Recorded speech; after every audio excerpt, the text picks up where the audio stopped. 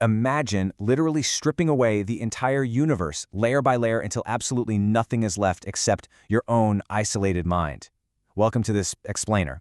Today we're diving into one of the absolute most mind-bending concepts in all of human history. We're talking about a philosophical idea that's going to challenge the very foundation of everything you think you know. Let's get into it. Okay, I want you to actively play along with this thought experiment. Just take a second, look at the screen right in front of you, and ask yourself, is that device actually real? Like really real? Or is it just a projection of your mind? Because think about it, when you're dreaming at night, the world around you feels completely physical, right? Completely tangible, right up until the exact moment you wake up. So how can you be absolutely certain that you're actually awake right now? How do you know the world around you has any independent physical reality at all? Well, there's actually a formal name for this exact feeling, and it's called solipsism. The word comes from the Latin roots, solus, which means only, and ipse, meaning oneself. It's this incredibly radical metaphysical belief that basically says the only thing, the literal only thing a human being can ever be 100% sure of is the existence of their own mind. Under this framework, the entire external world just gets stripped away. It renders everything around you, every person, every object, every single star in the sky as completely unknowable, or even crazier, just a reflection of your own mental states. Now, before we go any further, we really need to draw a hard line here. This isn't about being arrogant or self-centered. It's super easy to look at that root phrase, only oneself, and immediately confuse it with egocentrism, but they're totally different. Egocentrism is just a psychological trait focused on self-interest. Solipsism, on the other hand, is a serious, profound philosophical thought experiment about the absolute limits of human certainty. So it's not about thinking you're the most important person in the world. It's about wondering if you're the only person in the world. And this extreme variant of subjectivism, it's been haunting human thought for millennia. We're talking way back to the 6th century BC. Ancient Greek thinkers like Parmenides and the Sophists were already questioning the very nature of reality. Then, fast forward to 1635, and it pops up in literature, with Calderón de la Barca's famous play La vida es sueño, Life is a Dream. It starts getting really formalized in philosophy with heavy hitters like Descartes and George Berkeley. And then by 1645, the actual term solipsism gets officially coined in a text by Giulio Clemente Scotti. And today, well, it's pretty much the absolute backbone of modern science fiction. Right, so one of the most famous milestones in this whole journey happened in 1641, when René Descartes published his metaphysical meditations. He came up with this wild thought experiment, known as the evil demon hypothesis. Basically, he suggested that an incredibly powerful evil genius could be systematically deceiving all of his senses. But through all that doubt, Descartes found one unshakable truth. In order to be deceived in the first place, he must first exist. Even if literally everything he sees is an illusion, the very act of doubting proves his own consciousness. I think, therefore I am. He couldn't necessarily prove the external world was real, but he could definitively prove his own mind. Then the 18th century philosopher George Berkeley came along and took this even further with his famous maxim, esse est percipi. To be is to be perceived. See, Berkeley was an idealist. He argued that the external world actually doesn't exist independently of our minds at all. You know that old riddle, right? If a tree falls in a forest and no one is around to hear it, does it make a sound? Well, a strict solipsist or a Berkeleyan idealist would say absolutely not. To Berkeley, reality is really just a collection of ideas in a mind.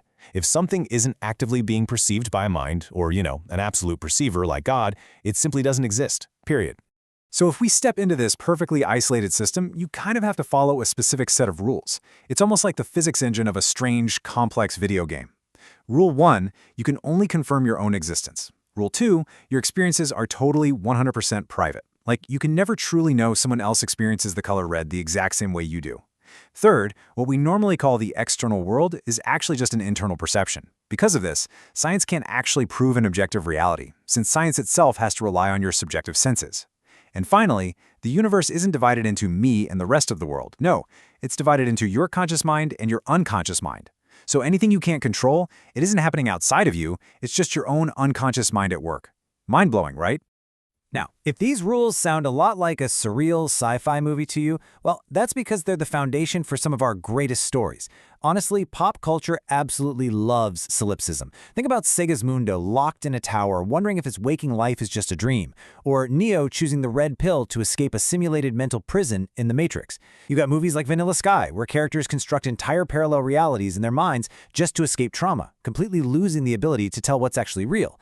And my personal favorite, in Philip K. Dick's story, The Electric Ant, a character discovers his entire reality is literally being generated by a micro-perforated tape running inside his chest. These stories resonate with us so much because they force the protagonists to wake up from realities that were entirely generated by their own consciousness. Okay, but let's step back for a quick second here. If we really are the supreme architects of our own reality, we immediately start running into a few logical glitches. In fact, there are 3 major objections that completely threaten to dismantle this terrifyingly convincing theory, and those are pain, language, and death. Let's dive into these and explore exactly how a solipsist tries to defend against these massive loopholes in their universe. Let's start with that first major glitch, pain. If you're the sole creator of your universe, why on earth would you purposely program physical and emotional suffering for yourself? Like, why invent the absolutely agonizing experience of stepping barefoot on a Lego in the middle of the night, or the terrible sting of a broken heart? Well, a solipsist might argue that we actually inflict pain upon ourselves for a few reasons.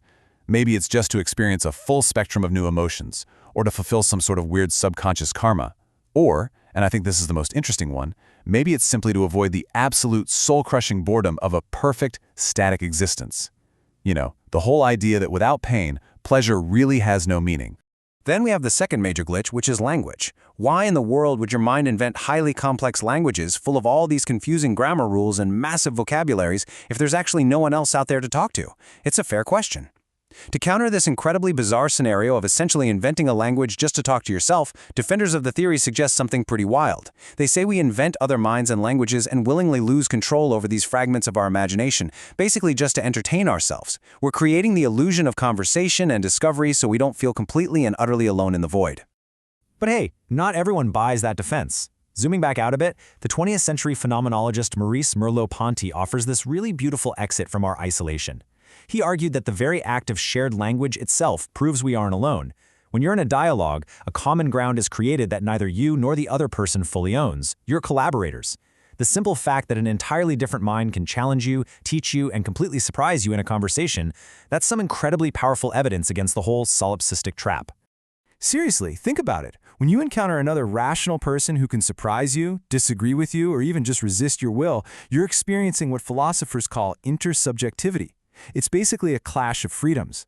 As Merleau-Ponty pointed out, your voluntary life is suddenly mixed with another power that stops you from just having everything your way all the time. This shared human experience, this friction of interacting with independent, unpredictable beings, is what finally breaks the solipsistic illusion. It's proof that other people aren't just background characters in the movie of your life. So as we start to rebuild our shared reality here, it's absolutely vital to remember this one key takeaway.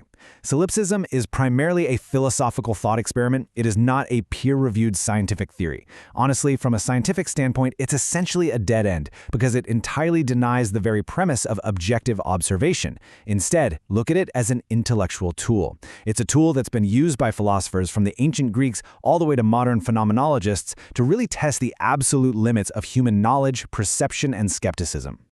So, I'm going to leave you with this lingering thought to ponder the next time you wake up from a super vivid dream.